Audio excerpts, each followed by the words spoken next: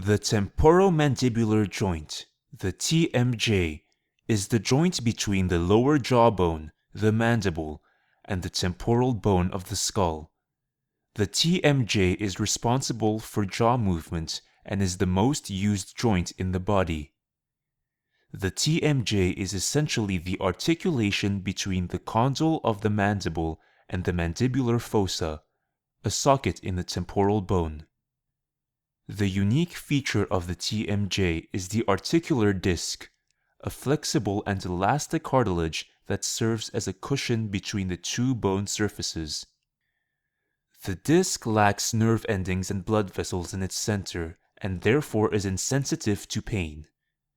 Anteriorly, it attaches to lateral pterygoid muscle, a muscle of chewing.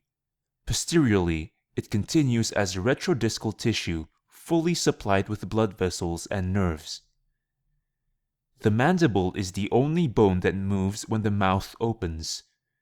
The first 20 mm opening involves only a rotational movement of the condyle within the socket.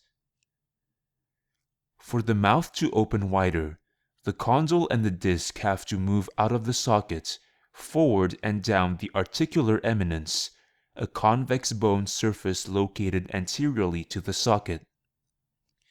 This movement is called translation. The most common disorder of the TMJ is disc displacement, and in most of the cases, the disc is dislocated anteriorly. As the disc moves forward, the retrodiscal tissue is pulled in between the two bones. This can be very painful as this tissue is fully vascular and innervated, unlike the disc. The forward dislocated disc forms an obstacle for the condyle movement when the mouth is opening.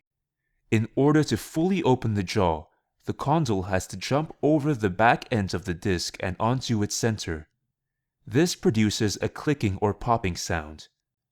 Upon closing, the condyle slides back out of the disc, hence another click or pop. This condition is called disc displacement with reduction.